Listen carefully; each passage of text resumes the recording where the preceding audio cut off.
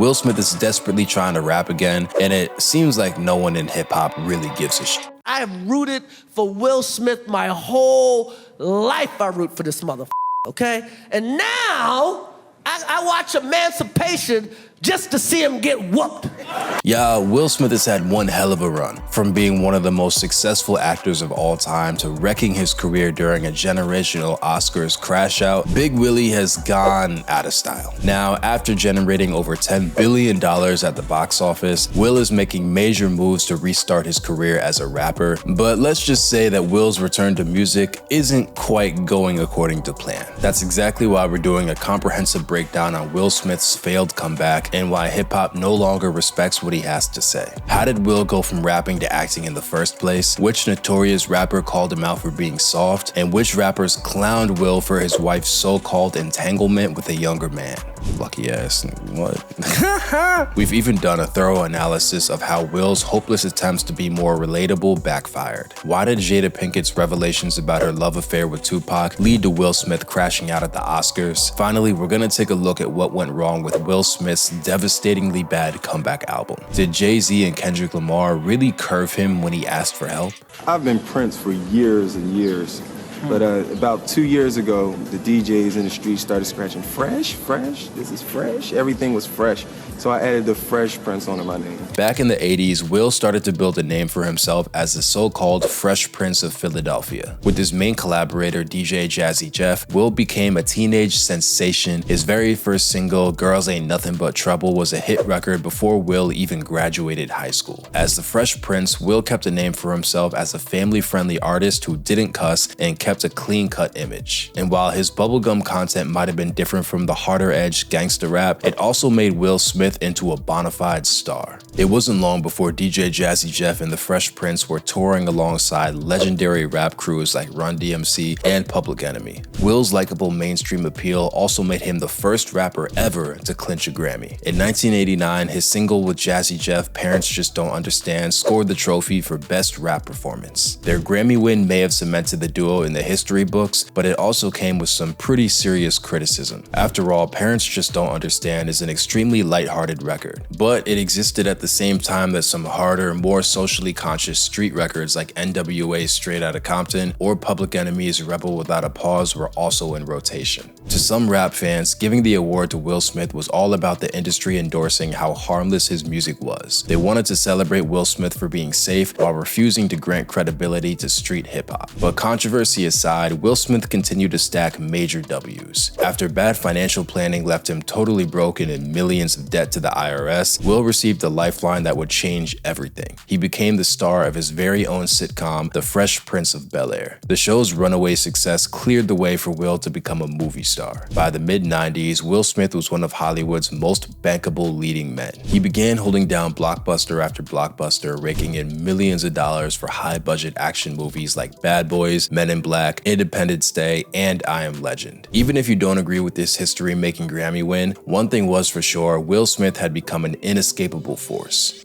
I made a commitment a long time ago to my grandmother, the type of person I was going to be, the type of music I was gonna make, the type of movies I was gonna make. I made a commitment to my grandmother. But even though he was Hollywood's biggest star, Will couldn't escape the accusations that he was soft. While Will's squeaky clean, profanity-free lyrics were once a calling card to get him on the radio, his reputation as a nice guy haunted his music career. In the 90s, street-oriented hip-hop continued to take over the industry. The same rules that made Will Smith a Grammy-winning star in the 1980s didn't apply anymore. Now the biggest rappers in the game were artists like the Notorious B.I.G. and Tupac, rappers who prized authenticity over being family-friendly. Will continued to release music as a solo act, landing huge hit records like Miami and Gettin Jiggy With It. But his lack of street credibility and his focus on making pop rap songs also made his music feel more formulaic and less exciting, especially when you compared him to the competition. By the time the new millennium rolled around, Will's hip-hop career was seen as old news, and there was no better example of how the industry had moved on than the rise of Eminem. Eminem's career was the polar opposite of Will's. While Will won mainstream appeal by playing by the rules,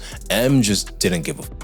He called out celebrities by name, including Will Smith on The Real Slim Shady. Quote, Will Smith don't gotta cuss in his raps to sell records, well I do, so f fuck him and fuck you too. Think I give a damn about a Grammy? By the time Will dropped his third solo album, Born to Reign, in 2002, his sales were clearly in decline. After his first two albums reached multi-platinum status, Born to Reign only went gold. And while Will was being nominated for Oscars and making huge hit movies, fans were clearly souring on his music. And behind the scenes, being called soft was taking its toll on Will. In 2005, Will finally responded to Eminem's attacks on him with the song Mr. Nice Guy, where he bragged about stunning on Slim Shady. Quote, dissed by Eminem, but did it bother him? Yup, but he classy. Big Will just got another 20 mil, walk right past E. During a 2022 interview, Will admitted that he hated being labeled soft by other rappers. Quote, I hated that, being called soft. The origin of my style and when I pursued it that way when I was about 12, my grandmother found my first rap book and wrote a letter in front of my book, quote, truly intelligent people don't have to use words like these to express themselves. DJ Jazzy Jeff, Will's career-long collaborator, even admitted that he'd get cheers when he performed at shows, only for hardcore rap fans to boo at the Fresh Prince when he walked on the stage. No matter how much money his movies made, one thing was clear: Will Smith still had a massive chip on his shoulder.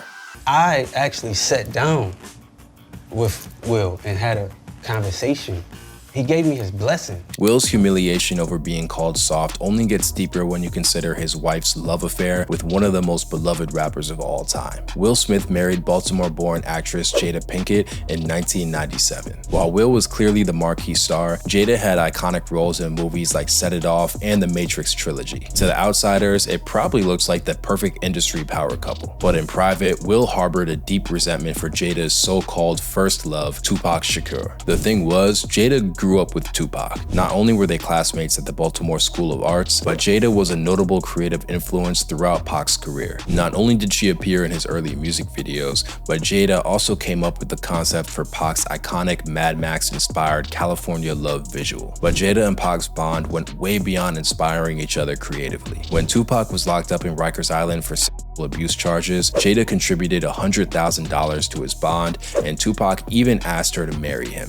While Jada turned out Pac's proposal, Tupac spoke on the record about how deep his love for Jada ran. Quote, Jada is my heart. She'll be my friend for my whole life. We'll be old together. Jada can ask me to do anything and she can have it. But Tupac and Jada never got a chance to take their relationship to the next level. Just a year after his marriage proposal, he was assassinated in Las Vegas. His death not only shook up the rap game, but also deeply traumatized Jada. She would later claim that she and Pac had a vicious argument right before his passing and that she never had a chance to finally patch things up with him. In his 2021 memoir, Will Smith opened up about his jealousy over Jada and Tupac's relationship and how intimidated he was of Pac's aura. Quote, in the beginning of our relationship, my mind was tortured by their connection. Though they were never intimate, their love for each other was legendary. Will also wrote that Pac's militant activism and fearlessness made him feel like a coward. He even admitted he realized that Jada would never see him in the same light that she saw Tupac. Quote, I have rarely felt more validated. I was in a room with Tupac on multiple occasions, but I never spoke to him. The way Jada loved Pac rendered me incapable of being friends with him. I was too immature. Will also admitted his jealousy over Tupac during an Unfiltered Breakfast Club interview where he stressed that Jada was never intimate with his rival. I could never open up to interact with Pac, you know, and because we had a little bit of a thing, right? You know, they grew up together and, you know, they loved each other, but they never had that, you know, they never had a relationship. That was a huge regret of mine. I just I couldn't handle it, you know. I was the soft rapper from Philly and he was Pac. Right. Now I was deeply insecure and just I wasn't man enough to handle that relationship. While some praised Will for his radical honesty, others felt like his confession only reinforced the criticism surrounding his fame, that he was soft, family-friendly, and just couldn't hang with real rappers. I would say don't just start filming me without asking me oh my goodness. If you could film me. Astaire, come help us again, please. I'm still dealing with foolishness. Don't. Making things even worse is that Jada seemed to agree. Jada's own commitment to radical honesty threatened to destroy the power couple's status. In 2018, Jada began hosting her very own talk show called Red Table Talk. The show often featured Jada speaking with guests, including her very own family members, where they opened up about their personal struggles. While Will and Jada were once known for keeping their private life private, the Red Table Talk exposed their marriage in some pretty uncomfortable ways. During one highly publicized episode, Jada admitted to having an affair with August Alsina, a singer from New Orleans who also happened to be close friends with her and Will's son, Jaden. Wicked, bro. Jada's admission that she had a quote entanglement didn't just blow up people's perception of her marriage, it also made Will look softer than ever. An entanglement? Yes. Yes. A relationship? Yes, it was a relationship, absolutely. August Alsina himself came forward admitting that Will had personally given him the go-ahead to have a physical relationship with his wife. The news not only sent social media into a frenzy, but it led to August linking up with Rick Ross to record an entire diss record that was appropriately called Entanglements. Crazy. Quote, shawty leaning on my shoulder, got her questioning my willpower, jaded by her beauty, but her reputation real solid. Crazy disrespectful stuff.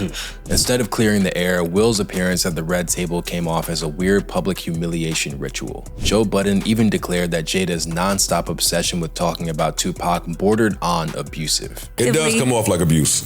It comes off like abuse, I'm sorry. Abuse of? Abuse. Of whom? To Will. Emotional abuse. Sure. I agree. It seemed obvious that Will and Jada's marriage was filled with tension. But it's hard to say if anyone realized just how bad things were until the 2022 Oscars. While presenting an award, Chris Rock lightly jabbed Jada Pinkett over her alopecia. Jada, I love you. G.I. Jane 2, can't wait to see it. All right?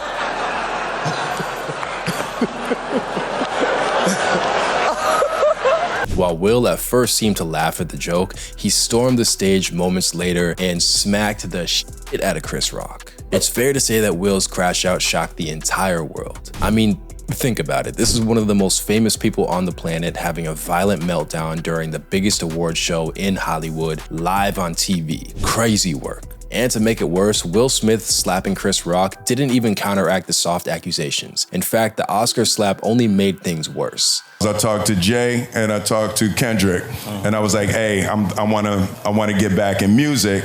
What's the advice? But then, Will decided he wanted to rap again. In 2024, Will announced Based on a True Story, his first album in over 20 years. During an interview, Will insisted that his hip-hop comeback would be a sharp departure from his earlier music. While his previous solo albums focused on delivering big commercial crossover pop rap records, Will promised that he would get personal on True Story. Quote, I have a project that is the most personal and powerful music project I've ever done.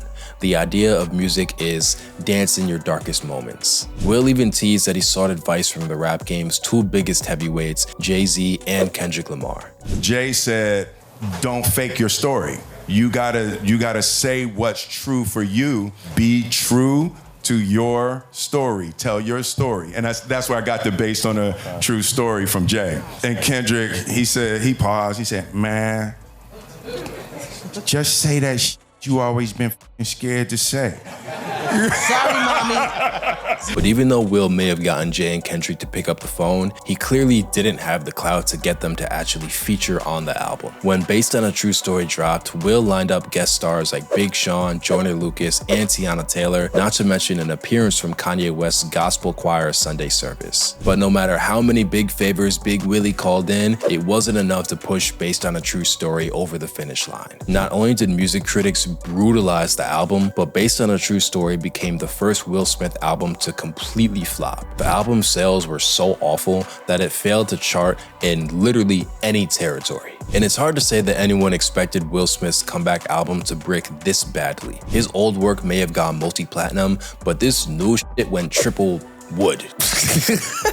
And a big reason why fans didn't tune into Will's new album, frankly, people were just tired of hearing from him. After all the red table talks, the Oscar crash outs, and the tearful TV interviews, there just isn't much left to know about Will Smith's personal life. He might be one of the most successful actors of all time, but to be real, people just don't care to hear from him anymore. Despite True Story flopping miserably, Will Smith has continued to double down on resurrecting his rap career. Clips of Will's extended promo run are going viral as we speak, with fans clowning on Will for, quote, rapping like an undercover cop. That's hilarious. That is hilarious. His new single, Pretty Girls, was brutally described by one critic as a cringe-inducing cry for help. Will Smith may have gotten his start in the rap game, but fans see his return to hip-hop as nothing more than an embarrassing midlife crisis spiral. Is there any hope that Will could get the respect of his peers back, or will his generational fall-off only get worse from here on out? If you want to hear more about Eminem's beef with Will Smith and everyone else in the rap game, check out my breakdown of every career that Eminem has destroyed. Stay locked in, more rap lore on the way.